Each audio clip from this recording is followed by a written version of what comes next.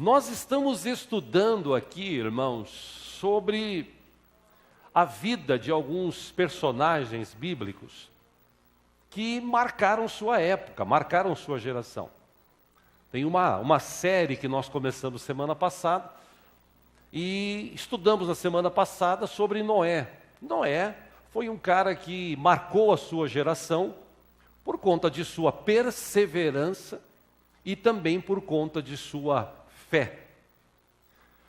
Um outro personagem que veio ao coração e estudei sobre a vida dele profundamente e quero estudar com os irmãos hoje é sobre José. Gosto muito da história de José. Gosto muito deste homem, este jovem que se tornou homem e mostrou muita confiança em Deus. José foi um cara que confiou demais em Deus. Tema de hoje, uma vida de José.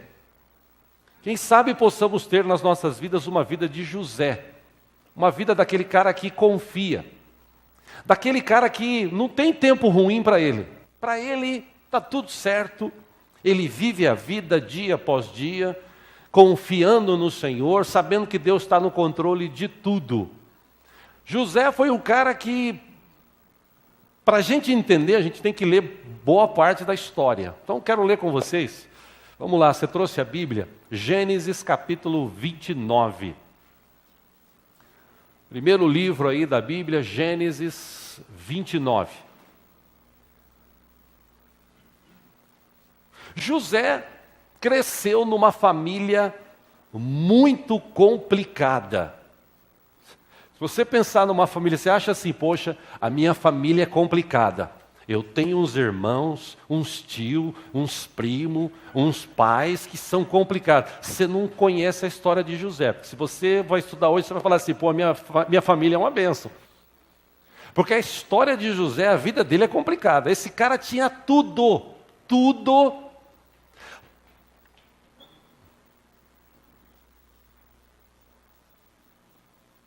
Esse camarada tinha tudo para viver longe de Deus, para falar mal de Deus, reclamar de Deus. Esse cara tinha tudo. Mas como eu disse, José, ele aprendeu com Jacó, seu pai. E Jacó, segundo a história bíblica, Jacó era aquele cara picareta. O próprio nome dele diz isso. Um cara picareta, a expressão, a palavra Jacó, traduzida para o português, quer dizer picareta, embrulhão, enganador, tudo isso. Então, Jacó, o pai de José, tinha uma vida, ou teve uma vida, muito complicada, difícil.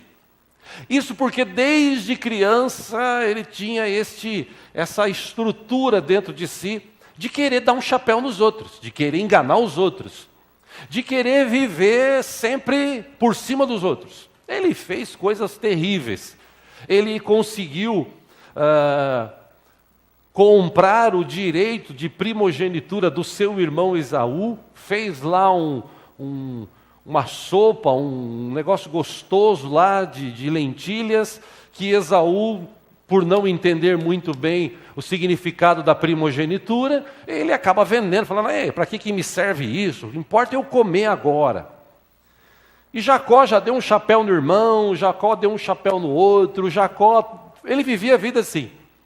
Ele deu um chapéu, ou tentou dar um chapéu no sogro dele, só que o sogro dele era mais picareta que ele, em vez de dar um chapéu, deu um sombreiro nele, né? O sogro dele deu um sombreiro, deixou ele mesmo bem, tipo assim, plantou, colheu.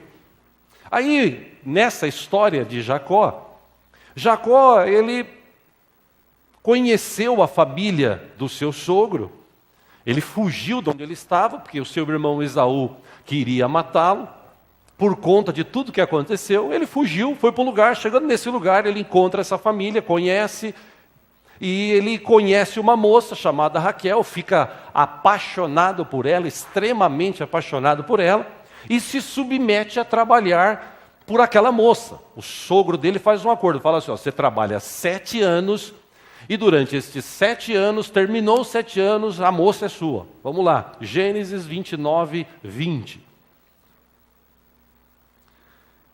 Então Jacó trabalhou 7 anos por Raquel, mas lhe pareceram poucos dias, pelo tanto que a amava. Versículo 21. Então disse Jacó a Labão: entregue-me a minha mulher, cumpri o prazo previsto e quero deitar-me com ela. Versículo 22. Então Labão reuniu todo o povo daquele lugar e deu uma festa. 23. Mas quando a noite chegou, deu sua filha Lia a Jacó, e Jacó deitou-se com ela.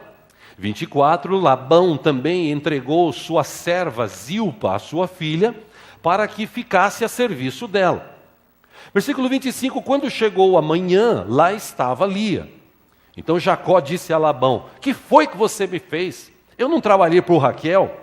Por que você me enganou? Versículo 26, Labão respondeu: aqui não é costume entregar em casamento a filha mais nova antes da mais velha. Versículo 27, deixe passar esta semana de núpcias e lhe daremos também a mais nova, em troca de mais 7 anos de trabalho. Veja a picaretagem. Um cara que foi sempre picareta, casa com a mais velha, um trabuco, né? Que devia ser aquela, a mais velha devia ser aquela que já estava assim: tudo que vier a mim de maneira nenhuma lançarei fora. E Labão entrega ela. Jacó naquela noite, imagina o cara, naquela noite de núpcias, imaginando, devia ter tomado um vinhozinho na festa, né? Ficou meio alto e beleza. Quando acorda no outro dia, toma um susto. E vai falar com o sogro: pô, o que aconteceu? Falou: não, o costume aqui é casar com a mais velha, cara. Então agora eu te dou a mais nova, daqui uma semana, se você trabalhar mais 7 anos. Gênesis 29 e 28, Jacó concordou. Passou aquela semana de núpcias com Lia, e Labão lhe deu sua filha Raquel por mulher.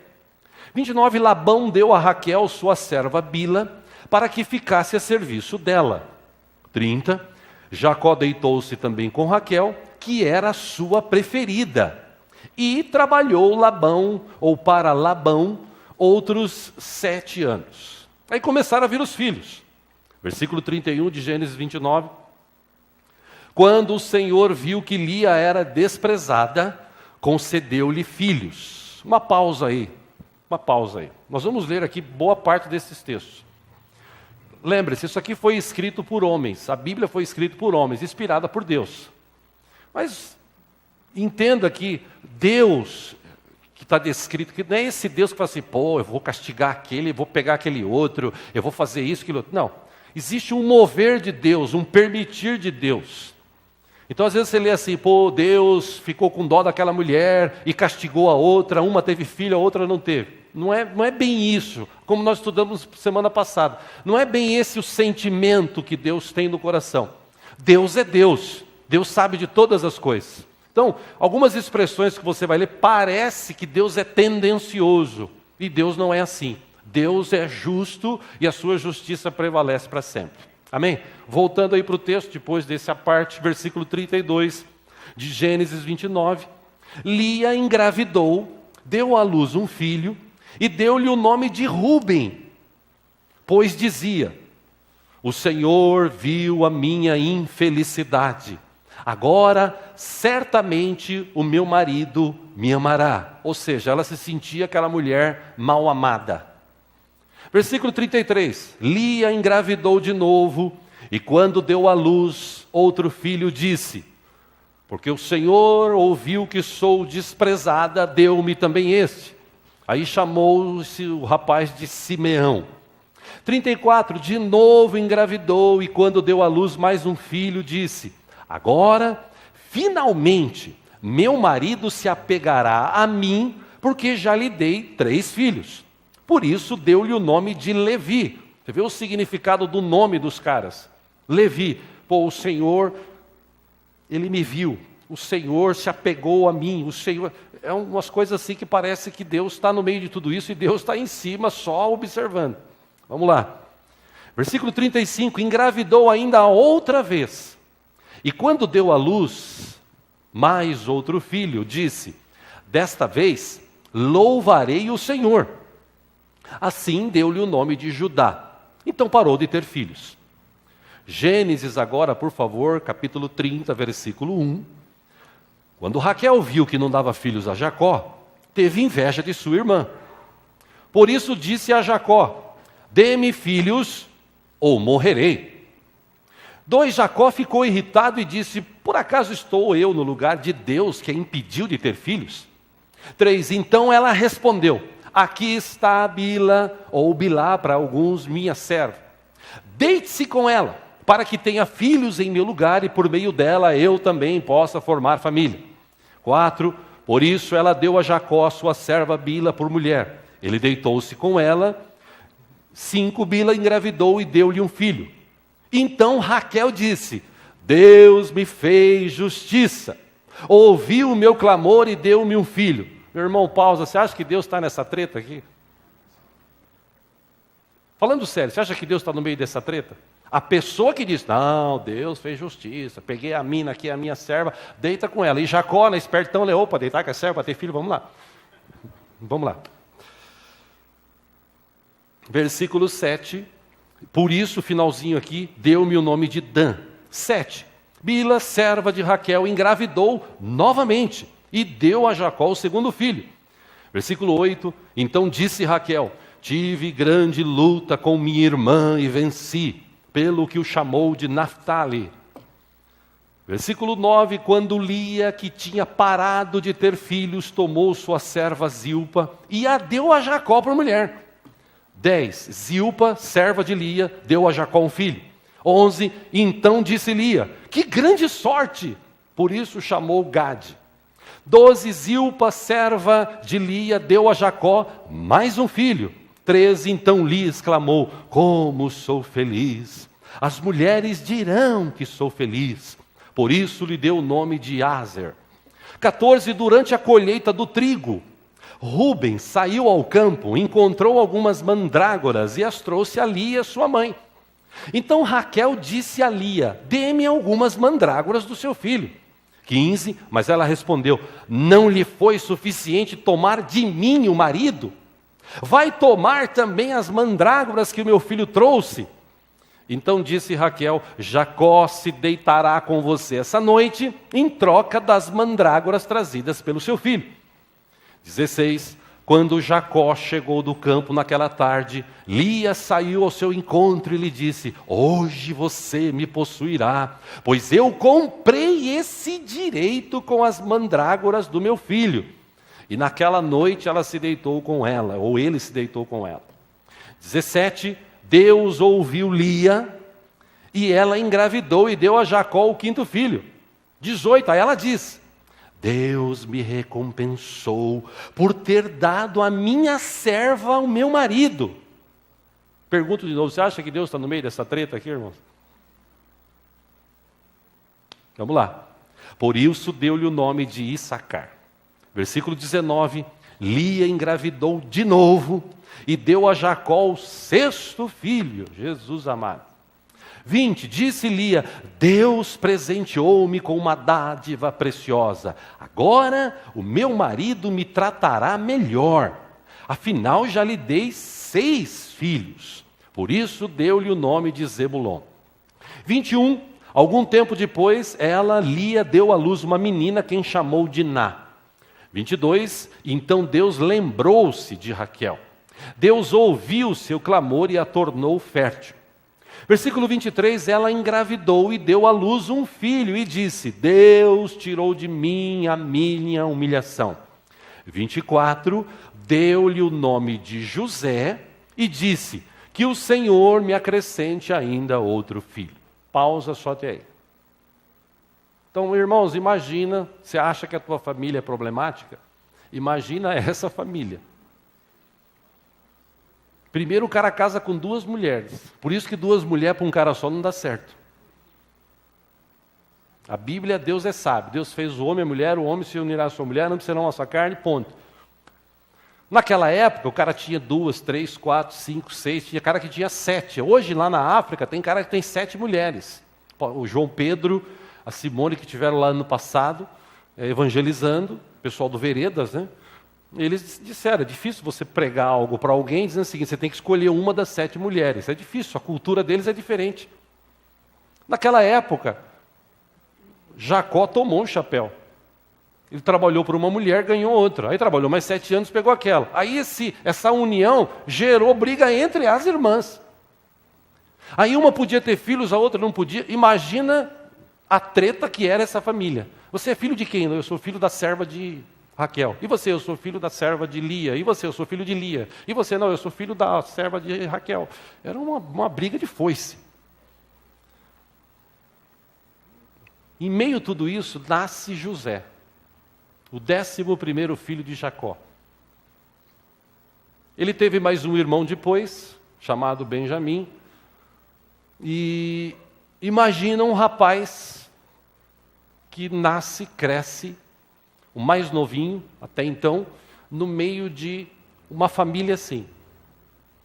Uma mulher do pai dele, a mãe dele, a serva, a outra serva, 10 irmãos, tudo naquela treta, fora a irmã, fora... Esse rapaz chamado José, ele, segundo os textos que nós vamos ler, ele teve uma atenção especial do seu pai. Vamos ler aí Gênesis agora, por favor, 35.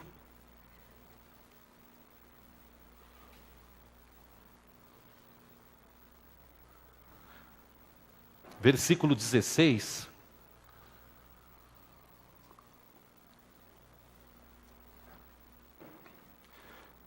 Nessa situação toda, depois de ter tido uma briga com o seu pai, ou com o seu sogro, acabou dividindo tudo, foi embora com as mulheres, com os filhos e tal. Gênesis 35, 16, partiram de Betel, e quando ainda estavam a certa distância de Efratá, Raquel começou a dar à luz com grande dificuldade. 17, e enquanto padecia muito, tentando dar à luz, a parteira lhe disse, não tenha medo, pois você terá outro menino. 18, já estava, ou já a ponto de sair-lhe a vida, quando estava morrendo, deu ao filho o nome de Benoni. Benoni significa filho da minha aflição. Mas o pai deu-lhe o nome de Benjamim. Benjamim significa filho da minha direita. Versículo 19, assim morreu Raquel e foi sepultada junto do caminho de Efratá, que é Belém. Então, pausa, imagina a complicação dessa família. Aí, de repente, o menino, novinho, 3, 4, 5 anos de idade, perde a mãe. Aí a mulher do pai dele, a outra mulher, que tinha todos aqueles filhos e tal, começa a cuidar mais dos filhos, se sente tipo, agora eu sou a única, e Jacó, que amava Raquel, perde Raquel, tem um filho de 5, 6 anos e um outro recém-nascido. O texto diz, é interessante essa história, agora vá para Gênesis 37, a partir do versículo 1, diz que Jacó habitou na terra de Canaã, onde seu pai tinha vivido como estrangeiro. Versículo 2, esta é a história da família de Jacó. Quando José tinha 17 anos, pastoreava os rebanhos com seus irmãos. Ajudava os filhos de Bilá ou de Bila e os filhos de Zilpa, mulheres de seu pai. E contava ao pai a má fama deles. Então você imagina, um menino sem mãe, só com o pai, cuidando dele, fazendo tudo por ele. Ele chega no pai e fala assim, ô pai, Rubem hoje, mó treta que ele se envolveu lá. Naftali hoje, deu um chapéu no outro, pai. Era o cara aquele chamado Eucagueta, né? Aquele cara que fica falando tudo o que ele vê, ele conta para o pai. Os irmãos sabem disso. Imagina como fica a situação. Versículo 3. Ora, Israel gostava mais de José do que qualquer outro filho. Por quê? Porque ele havia nascido em sua velhice. Por isso, mandou fazer para ele uma túnica longa. Essa túnica longa também, em algumas versões, é uma túnica colorida. Então você imagina, os irmãos de José, 10 irmãos usando uma túnica, por exemplo, cinza, aí chega José, usa uma túnica bonita e colorida. Imagina como ficam os irmãos. Né? Quem que fez isso? O pai. Ah, esse cara é queridinho do pai. Olha a túnica deles e olha a nossa. Vamos lá. Versículo 4, quando seus irmãos viram que o pai gostava mais dele do que qualquer outro filho, odiaram-no e não conseguiam falar com ele amigavelmente. Versículo 5, certa vez José teve um sonho, e quando contou a seus irmãos, eles passaram a odiá-lo ainda mais. Versículo 6, ouçam o sonho que tive, disse-lhes. 7, estávamos amarrando os feixes de trigo no campo, quando meu feixe se levantou e ficou em pé, e os seus feixes se ajuntaram ao redor do meu e se curvaram diante dele. Versículo 8, seus irmãos lhe disseram, então você vai reinar sobre nós, quer dizer que você vai nos governar, e o odiaram ainda mais. Irmãos, haja ódio, hein? Por causa do sonho e do que ele tinha dito. Versículo 9, depois teve outro sonho, e o contou aos seus irmãos. Tive outro sonho, e desta vez o sol, a lua e 11 estrelas se curvaram diante de mim. Versículo 10, quando contou ao pai e aos irmãos, o pai lhe o repreendeu e lhe disse, que sonho foi esse que você teve? Será que eu, sua mãe e seus irmãos viremos a nos curvar até o chão diante de você? 11, assim seus irmãos tiveram ciúmes dele. O pai, no entanto, refletia naquilo. Pausa, veja que interessante. Cara com 17 anos, como eu disse, não tem tempo ruim para ele, está vivendo ali, o pai dá toda a atenção, o pai dá uma túnica diferente dos irmãos, o pai o ama, o pai o paparica, o pai cuida dele, o pai conversa com ele. Então ele cresce nisso, nesse ambiente. Dentro desse ambiente ele tem 10 irmãos, tem um pequenininho, mas ele tem 10 irmãos mais velhos, filhos do mesmo pai, que o odeiam e que têm ciúmes deles. Imagina você viver numa família que 6 são filho de uma, 2 é filho de outra, 2 é filho da serva da mãe, 2 é filho da mãe, ele e o irmão. Imagina a treta dessa família. Imagina José no meio de tudo isso. Bom, diz os outros textos, que nós vamos ler aqui. Um belo dia, Jacó chama José e fala assim, cadê seus irmãos? Ó, saíram aí e tal, é melhor ser atrás deles. Vamos lá, Gênesis 37, 17. José saiu caminhando e tal, perguntou para alguém, respondeu o homem. Eles já partiram daqui, eu os ouvi dizer, vamos para Dotã. Assim José foi em busca dos seus irmãos e os encontrou perto de Dotã. 18. Mas eles o viram de longe, e antes que chegasse, planejaram matá-lo. 19, lá vem aquele sonhador, diziam uns aos outros. 20, é agora, vamos matá-lo e jogá-lo num desses poços, e diremos que um animal selvagem o devorou. Veremos então o que será dos seus sonhos. Versículo 21, quando Rúben ouviu isso, tentou livrá-lo das mãos deles, dizendo, não lhe tiremos a vida. E acrescentou, não derramem sangue, joguem-no naquele poço no deserto, mas não toquem nele. Rúben propôs isso com a intenção de livrá-lo e levá-lo de volta ao pai. 23, chegando José, seus irmãos lhe arrancaram a túnica longa. 24, agarraram-no e o jogaram no poço que estava vazio e sem água. 25, ao se assentarem para comer, viram ao longe uma caravana de ismaelitas que vinha de Gileade. Seus camelos estavam carregados de especiarias, bálsamo, mirra, que eles levavam para o Egito. 26, Judá disse então a seus irmãos, que ganharemos se matarmos nosso irmão e escondermos o seu sangue? Vamos vendê-lo aos ismaelitas. Não tocaremos nele, afinal, é nosso irmão, é nosso próprio sangue. E os seus irmãos concordaram. Quando os mercadores ismaelitas de Midian se aproximaram, seus irmãos tiraram José do poço e o venderam por 20 peças de prata aos ismaelitas, que o levaram para o Egito. 29, quando Rúben voltou ao poço e viu que José não estava lá, rasgou suas vestes e, voltando aos seus irmãos, disse, o jovem não está lá, para onde irei agora? Então eles mataram um bode, mergulharam no sangue a túnica de José e mandaram ao pai com esse recado, achamos isto, veja se é a túnica do teu filho. 33, ele a reconheceu e disse, essa é a túnica do meu filho.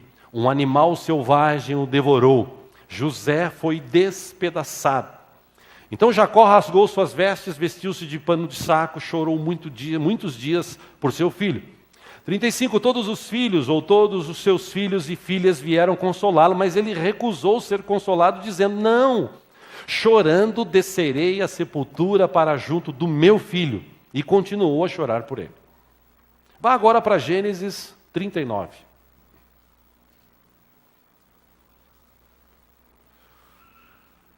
José, versículo 1 de Gênesis 39, havia sido levado para o Egito, onde o egípcio Potifar, oficial de Faraó, capitão da guarda, comprou dos ismaelitas que o tinham levado para lá.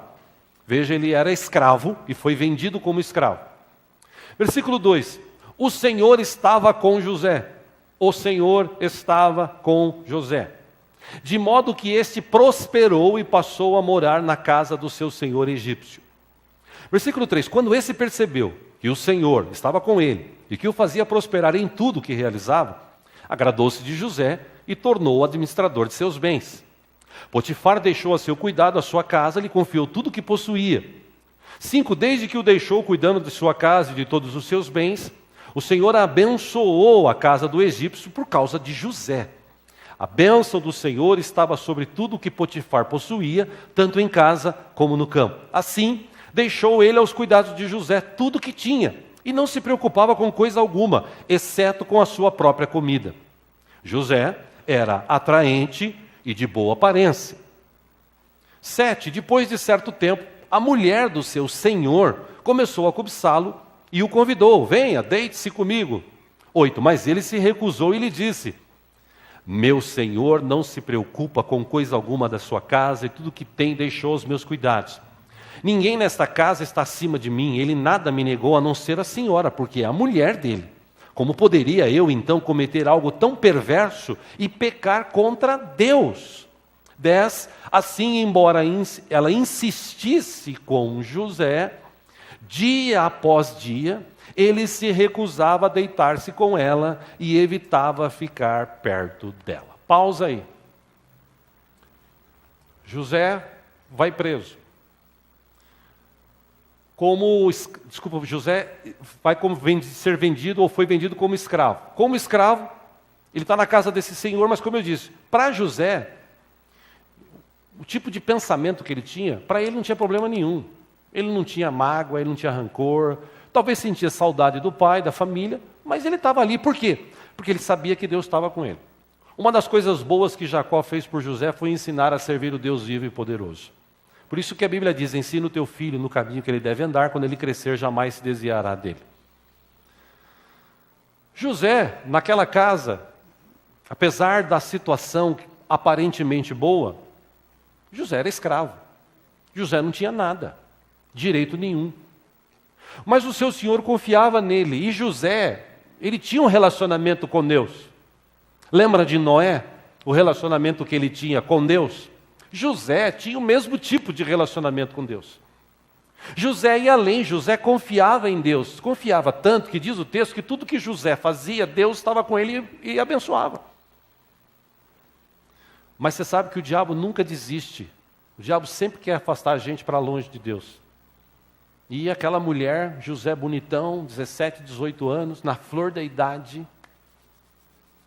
com lá a sua vida de jovem, né? Vai uma mulher e tenta esse cara. Vem deitar comigo. Vamos aí. Vamos aí. Vamos aí. Vamos aí. Todo dia essa mulher tentava o cara. Todo dia. Até que um dia, seu marido não estava em casa, a maioria dos servos estavam do lado de fora. José passando, ela pega ele e fala: é hoje. Ele fala: pelo amor de Deus, é hoje. Quando ela pega ele, ele sai assim e ela fica com a roupa dele na mão.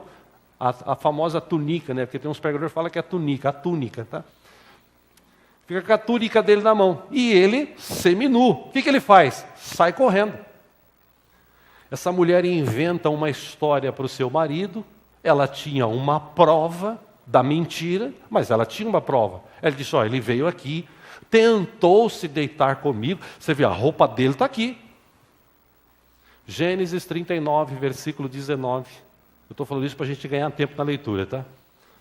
Quando o seu senhor ouviu que a sua mulher lhe disse: foi assim que o seu escravo me tratou, ficou indignado. Mandou buscar José, lançou-o na prisão em que eram postos os prisioneiros do rei. José ficou na prisão. 21. Mas o Senhor estava com ele. O Senhor estava com ele. Pergunta para a pessoa que está ao seu lado: meu irmão, o Senhor está contigo?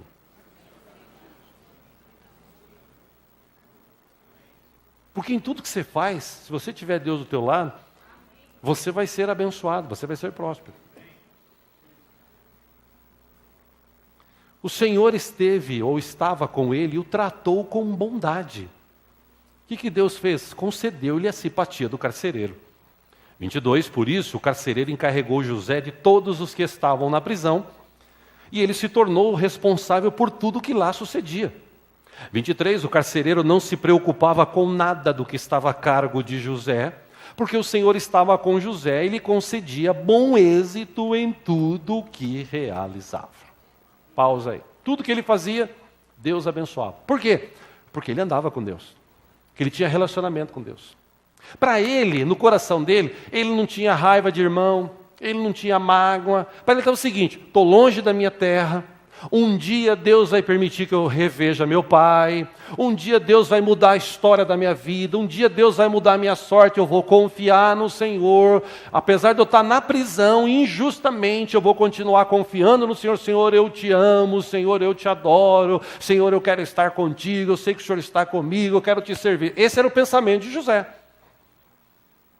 Lá na prisão, ele revela, ele tinha esse dom, Deus o capacitou com esse dom. O cara conta um sonho para ele, dois camaradas, e ele revela o sonho dos dois. Ele diz: você daqui 3 dias vai ser solto e você vai, E isso acontece. E ele fala para esse que ia ser solto, diz: lembra-se de mim no dia que você sair daqui. Ele falou: pode deixar. E o cara saiu de lá e esqueceu de José. Ou seja, de 17, 18, 19 anos, vamos dizer, ele foi para a prisão. Com 30 anos de idade. 30 anos de idade. Faraó teve um sonho que incomodou ele, e ele chama os seus adivinhos, encantadores, conta para ele, ninguém consegue. Ele fala assim: se vocês não me revelar, vocês não servem para nada. Aí o copeiro do rei falou: olha, tem um cara na prisão que eu esqueci dele, meu Deus, ele está lá. E ele contou exatamente o que ia acontecer, quem sabe? Diz o texto que Faraó mandou chamar José. Ele tinha 30 anos de idade. Ou seja, pode passar o tempo que for, Deus nunca se esquece da gente. Com 30 anos de idade, ele sai da prisão, dá um belo de um banho nele, coloca uma roupa bonita nele, cheiroso, bonitão, ele vai para a presença de Faraó. Faraó conta para ele os sonhos, ele fica pensando, ele fala assim: olha, que Deus me capacite, Deus o capacitou. Ele revela tintim por tintim do sonho, ele fala: o que vai acontecer é isso, haverão 7 anos de vacas gordas, de colheitas maravilhosas, e 7 anos de vacas magras, de fome e tal. Então o meu conselho é o senhor fazer celeiros grandes, aproveitar esses anos de vacas gordas, plantar bastante, colher, organizar tudo isso bonitinho em armazéns, porque nos outros 7 anos haverá muita fome e tal, e olha, vai afetar toda essa região. Gênesis 41 agora, por favor, versículo 37. O plano pareceu bom ao faraó e a todos os seus conselheiros. 38 de Gênesis 41, por isso o faraó lhes perguntou: será que vamos achar alguém como este homem, em quem está o Espírito divino? Versículo 39, disse pois o faraó a José, uma vez que Deus lhe revelou todas essas coisas: não há ninguém tão criterioso e sábio como você. 40, você terá o comando do meu palácio, e todo o meu povo se sujeitará às suas ordens. Somente em relação ao trono, serei maior que você. 41, e o faraó prosseguiu: entrego a você agora o comando de toda a terra do Egito. 42, em seguida o faraó tirou do dedo o seu anel selo e o colocou no dedo de José. Mandou-o vestir linho fino e colocou uma corrente de ouro em seu pescoço. 43, também o fez subir em sua segunda carruagem real, e à frente os arautos iam gritando: abram caminho, Assim José foi colocado no comando de toda a terra do Egito. 44, disse ainda o faraó a José: eu sou o faraó, mas sem a sua palavra ninguém poderá levantar a mão nem o pé em todo o Egito. 45, o faraó deu a José o nome de Zafenade Paneia e lhe deu por mulher Azenate, filha de Potífera, sacerdote de On. Depois José foi inspecionar toda a terra do Egito. 46, José tinha 30 anos de idade quando começou a servir ao faraó, rei do Egito. Ele se ausentou da presença do faraó e foi percorrer todo o Egito. Pausa aí de novo. Meu irmão, quando você anda com Deus, quando você é fiel a Deus, quando você confia em Deus, Deus não se esquece de você. A desculpa de muita gente hoje é assim: a minha família é uma desgraça, então por causa dessa desgraça da minha família é que eu sou assim. Sou bandido, sou ladrão, cheiro cocaína, bebo, fumo, mato, roubo. Não consigo viver um casamento sério, honesto. Não consigo educar os meus filhos. Essa desgraça, isso aí foi maldição do meu pai, da minha mãe. Isso aí é pensamento de gente que não conhece Deus. Porque quem conhece Deus, confia nele e sabe. Apesar de tudo o que aconteceu na família, eu posso ser uma referência para os meus familiares e para as pessoas que eu estou me relacionando. Deus está comigo. A Bíblia diz que José confiava em Deus. Ele confiou tanto em Deus que mesmo na prisão, durante uns 10, 11 anos, ele estava ali, fielmente. Levantava pela manhã na prisão: Deus, obrigado, porque o Senhor está comigo. Ia se deitar: Deus, obrigado, porque eu sei que o Senhor cuida de mim. Com 30 anos de idade,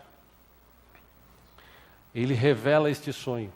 O faraó chama ele e diz assim: cara, seguinte, eu não vejo ninguém aqui com essa capacidade. Vou colocar você vai mandar em tudo, vou te dar uma roupa de linho fino, coloque no pescoço desse cara uma corrente de ouro, o anel do meu dedo de selo vai para o teu dedo, ninguém vai poder levantar a mão ou o pé no Egito se não tiver a ordem sua, e aonde você for, tudo que você fizer, as pessoas vão ter que ouvir e obedecer. E ainda tem o seguinte: tem uma mina ali, gostou daquela mina bonita, aquela mina ali é filha lá do sacerdote, gostou, mina bonita, você vai casar com ela. Porque Deus, quando você confia nele, Ele prepara tudo para você. Amém? Amém? O que me chama a atenção em tudo isso é que José tinha um coração bom demais. Para ele não tinha tempo ruim. Ele não tinha nada, ele tinha relacionamento com Deus. Vivia a vida dele. Escravo, prisioneiro, vivia a vida dele servindo a Deus. Diz o texto que aqueles 7 anos de fome chegou. E todos os povos em volta do Egito iam no Egito comprar cereais para que pudessem fazer os mantimentos e não morrerem de fome. Quando Jacó soube que no Egito tinha trigo, ele manda os seus filhos ir lá buscar. Agora Gênesis 42, por favor. Versículo 1. Quando Jacó soube no Egito que havia trigo, disse a seus filhos: por que vocês estão aí olhando uns para os outros? Seus palermas, só faltou falar isso, né? Versículo 2, disse ainda: ouvi dizer que há trigo no Egito, desçam até lá, comprem trigo para nós, para que possamos continuar vivos e não morramos de fome. 3, assim 10 dos irmãos de José desceram ao Egito para comprar trigo. Versículo 4, Jacó não deixou que Benjamim, irmão de José, fosse com eles, temendo que algum mal lhe acontecesse. 5, os filhos de Israel estavam entre outros que também foram comprar trigo por causa da fome na terra de Canaã. 6, José era governador do Egito e era ele que vendia o trigo a todo o povo da terra. Por isso, quando os irmãos de José chegaram, curvaram-se diante dele, rosto em terra. Lembra do sonho de José? O primeiro sonho? Vamos lá. 7, José reconheceu os seus irmãos logo que os viu, mas agiu como se não os conhecesse e lhes falou asperamente: de onde vocês vêm? Responderam eles: da terra de Canaã, para comprar comida. José reconheceu seus irmãos mas eles não reconheceram. 9, lembrou-se então dos sonhos que tivera a respeito deles e lhes disse. José aqui, ele deu uma zoada com os irmãos, porque tem que aproveitar também, né? Pô, vocês são espiões, vieram para ver onde a nossa terra está desprotegida. Eles responderam 10, não, meu senhor, teus servos vieram comprar comida. 11, todos nós somos filhos do mesmo pai. Teus servos são homens honestos e não espiões. Olha quem estava falando que era honesto. Pausa aí. Os caras que tinham vendido ele há 13 anos atrás.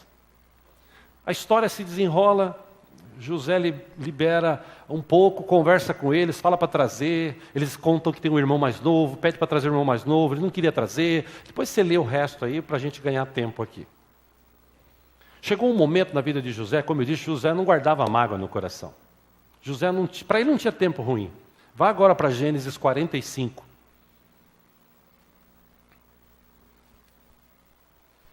Versículo 1, a essa altura José já não podia mais conter-se diante de todos os que ali estavam e gritou, façam sair a todos. Assim ninguém mais estava presente quando José se revelou a seus irmãos. 2, e ele se pôs a chorar tão alto que os egípcios o ouviram e a notícia chegou ao palácio do faraó. 3, então disse José a seus irmãos, eu sou José, meu pai ainda está vivo. Mas os seus irmãos ficaram tão pasmados diante dele que não conseguiam responder-lhe. 4, chegue mais perto, disse José a seus irmãos. Quando eles se aproximaram, disse-lhes, eu sou José, seu irmão, aquele que vocês venderam ao Egito. Meus irmãos, nessa hora acho que os caras ficaram batendo joelho no joelho. É agora, dançamos. 5, agora. Não se aflijam, nem se recriminem, por terem me vendido para cá. Pois foi para salvar vidas que Deus me enviou adiante de vocês. 6, já houve 2 anos de fome na terra, e nos próximos 5 anos não haverá cultivo nem colheita. 7, mas Deus me enviou à frente de vocês para lhes preservar um remanescente nessa terra e para salvar-lhes a vida com grande livramento. 8, assim, não foram vocês que me mandaram para cá, mas sim o próprio Deus. Ele me tornou ministro de Faraó, e me fez administrador de todo o palácio e governador de todo o Egito. 9, assim, voltem depressa ao meu pai e digam-lhe, assim diz o filho José, ou o seu filho José, Deus me fez senhor de todo o Egito. Vem para cá, não te demores. Tu viverás na região de Gósen e ficarás perto de mim, tu, teus filhos, teus netos, ovelhas, bois e todos os teus bens. Eu te sustentarei ali, porque ainda haverá 5 anos de fome. Do contrário, tu, a tua família, todos os teus rebanhos acabarão na miséria. 12, vocês estão vendo com os seus próprios olhos.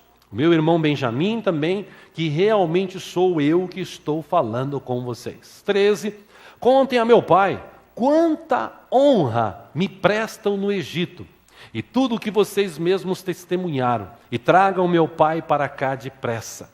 14, então José se lançou chorando sobre o seu irmão Benjamim e o abraçou, e Benjamim também o abraçou chorando. 15, último, em seguida, beijou todos os seus irmãos e chorou com eles. Só depois os seus irmãos conseguiram conversar com ele. Por quê? Porque José não tinha problema no coração. Os irmãos dele estavam assim, dançamos. Agora ele vai descontar tudo que nós fizemos para ele. E José vai e beija eles. Interessante que eles estavam ali pasmados. Tipo José, imagina a cabeça dos 10. É José mesmo. Como diria o nordestino, estamos lascados. Ele vai descontar tudo na gente. E José vai falando para ele, meu pai como é que está? Está tudo bem com o pai? Está tudo bem lá? E eles lá. José vai acabar com a gente agora. Aí José fala para eles, queridos irmãos, Não foram vocês que me venderam para cá. Deus é que permitiu tudo isso. Você não está vendo que coisa boa? Como eu estou sendo honrado aqui. E os caras lá, José vai acabar com a gente. Vocês não estão ouvindo o que eu estou falando? Vocês viram a honra? Fala para o pai a honra que os caras me dão aqui no Egito. E os caras lá parados assim, José, nós estamos lascados. José abraça o seu irmão mais novo, beija, chora, vai e abraça um por um, chora com eles. E esses irmãos, depois desse ato de José, é que eles assim,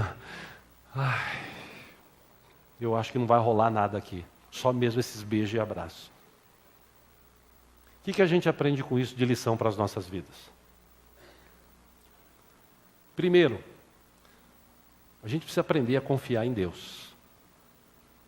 É que no evangeliquez que se prega hoje em dia, as pessoas prometem, inventam, para atrair pessoas. E o evangelho simples e puro de Jesus não precisa de nada disso. Eu não gosto de ficar criticando ninguém, mas tem horas que a gente cansa. Eu coloquei até no meu Face dia desses, eu compartilhei uma igreja aí que está abençoando sabão em pó, para você lavar a roupa das pessoas, porque vestindo aquela roupa lavada com aquele sabão em pó, eles vão ser purificados. E ainda usa o nome de Jesus. Se perde dizendo, não, porque Jesus, ele também fez, quer dizer, é que Jesus, quando ele voltar, ele vai lavar. Pô, meu. As pessoas hoje não conhecem Deus como deveria conhecer. Eu, quando preparava esse texto e essa mensagem, e pensando já no domingo que vem, e no domingo que vem, se Deus nos permitir, nós vamos estudar sobre a vida de 2 homens, um de manhã e uma à noite. Homens que amaram mesmo a Deus, que mesmo com tudo que aconteceu na vida deles, eles amaram a Deus. Eu ouvia e lia num texto, falei isso nos irmãos de sexta-feira, na oração aqui de noite, que conta a história paralela da Bíblia, que no ano 200, 300, os judeus foram perseguidos, os cristãos judeus. E um desses que foi perseguido, ele pegou sua mulher e o seu filho de 2 anos, 1 ano e meio, 2 anos, entrou num barquinho e foi tentar escapar numa ilha. Quando ele chegou naquela ilha, o barco virou. E ele puxou a mulher, puxou o filho. E ele deixou o filho assim num lugar, pegou a mulher. Quando a mulher chega na praia, cai um raio do céu e mata a mulher, fulminante. Pá! E quando ele está ali com a mulher morta, ele tentando reanimá-la, a onda vem e leva o filho. E o filho morre afogado. Aí ele pega os dois e põe junto assim. Isso é história, isso é verdade, isso é fato. Ele olha para o céu, levanta a mão assim, Deus, o Senhor pode fazer o que o Senhor quiser, eu não vou deixar de amar o Senhor. Aí quando eu vi isso, eu cheguei até a chorar quando eu li isso. Porque quem hoje faz isso? Quem confia mesmo em Deus? A ponto de dizer assim, pô, eu estou na prisão aqui, injustamente, mas eu sei que Deus está comigo. A minha família viveu uma treta desgraçada, mas eu sei que Deus está comigo, eu confio nele. Pô, mas está todo mundo curtindo a vida, vivendo aí e tal, mas eu estou com Deus, eu sei que Ele está comigo, eu confio nele. Pode passar o tempo que for, pode vir a luta que vier, eu confio em Deus. Era assim a vida de José. Por isso, com 30 anos, depois de 11 na prisão, 12, Deus o honrou de tal maneira que ele ficou conhecido e reconhecido em todo o Egito, em toda aquela região. Porque Deus, quando honra, Deus honra mesmo, meus irmãos. Por isso, lições que a gente aprende com a vida de José. Primeiro, a gente precisa aprender a confiar no Senhor. Davi, no Salmo 37, acompanha aqui no telão, versículo 3 em diante, ele diz, confie no Senhor e faça o bem. Assim você habitará na terra e desfrutará a segurança. 4, deleite-se no Senhor e Ele atenderá os desejos do teu coração. Entrega o teu caminho ao Senhor, confie nele e Ele agirá. 6, Ele deixará claro como a alvorada que você é justo e como o sol do meio-dia que você é inocente. 7, descanse no Senhor e aguarde por ele com paciência. Salmo 40, Davi escreveu, versículo 1, coloquei toda a minha esperança no Senhor, ele se inclinou para mim e ouviu o meu grito de socorro. Ele me tirou de um poço de destruição, de um atoleiro de lama. Ele pôs os meus pés sobre uma rocha e firmou-me no lugar seguro. Pôs um novo cântico na minha boca, um hino de louvor ao nosso Deus. Muitos verão isso e temerão e confiarão no Senhor. Como é feliz o homem que põe no Senhor a sua confiança. Primeira coisa que eu aprendo com a vida de José, confiar em Deus. Segundo, José era um homem fiel e trabalhador. Mesmo escravo, mesmo na prisão, ele era fiel e trabalhador. Porque quando a pessoa está na prisão, a desculpa é, eu estou preso, vou passar aqui 20, 30, 40, 10 anos. Então, o que eu posso fazer? É aqui assim. José era diferente na prisão. Injustamente, mas diferente. E confiando em Deus. Deus está comigo. Deus vai mudar a sorte da minha vida. No livro de Salmo 128:1, o salmista escreveu: como é feliz quem teme ao Senhor e quem anda nos seus caminhos. Você comerá do fruto do seu trabalho e será feliz e próspero.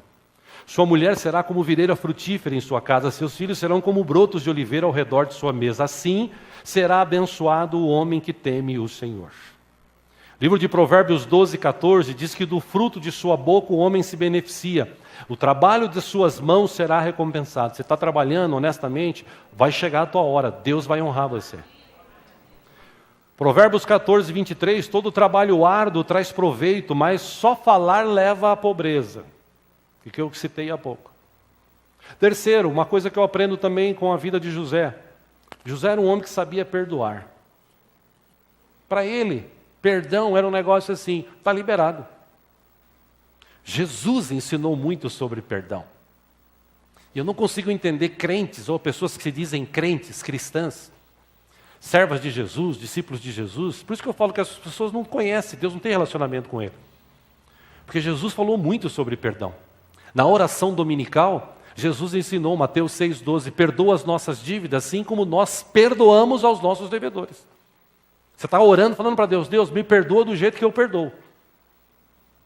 E Jesus completou dizendo esse texto, Mateus 6:14-15, ele diz, se vocês perdoarem as ofensas uns dos outros, o Pai Celestial também lhes perdoará. Mas se não perdoarem uns aos outros, o Pai Celestial não lhes perdoará as ofensas. Ele falou tanto que numa vez Pedro perguntou para ele, Jesus, eu devo perdoar meu irmão? Você deve perdoar. Quantas vezes? Senhor, quantas vezes eu devo perdoar meu irmão se ele pecar contra mim? Até 7. Jesus respondeu, eu lhe digo, não até 7, mas 70 vezes 7. Quarta questão que eu aprendo com a vida de José. Ele andava com Deus, confiava em Deus, ele era fiel e trabalhador, ele sabia perdoar. Quarto, ele não tinha mágoa nenhuma no coração. O ser humano hoje sofre muito porque ele tem muitas mágoas guardadas dentro do coração. Tem gente que se diz cristã, mas o coração dele é amargo, apertado. Alguns dados para você, para a gente começar a encerrar aqui. No livro O Poder do Perdão, do psiquiatra americano Fred Luskin, ele apresenta a sua experiência sobre estudos sobre esse tema. Ele demonstra que o processo de perdoar pode ser treinado e desenvolvido. Ele utiliza a metáfora de um aeroporto que está com o tráfego aéreo congestionado para explicar como fica a mente de uma pessoa sobrecarregada pelas mágoas. Cada avião que está no ar é comparado a uma mágoa, que enquanto não pousa, ele fica exigindo energia e fica gastando seus recursos. Quando guardamos mágoas, o nosso cérebro produz substâncias químicas e hormônios ligados ao estresse, que limitam as nossas ações e prejudicam o nosso bem-estar. Quando guardamos uma mágoa e pensamos na dor que sofremos, o cérebro reage como se estivéssemos em perigo naquele momento.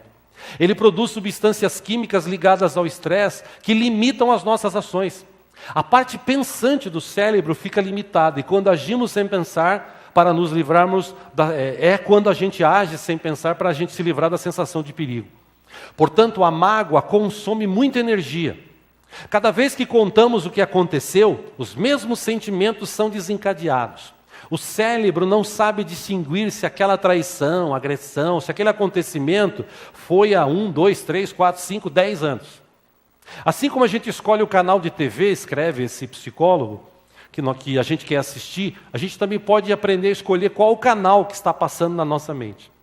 Podemos escolher pensar no quanto fomos vítimas, o quanto nós fomos machucados, e com isso ficar perpetuando o nosso sofrimento, ou a gente pode escolher pensar no quanto a gente foi forte, para sobreviver ao que aconteceu e mudar o nosso foco. Não significa que a gente deve passar por cima da tristeza, da dor, da raiva que sentimos, mas precisamos aprender que existe um tempo para esses sentimentos.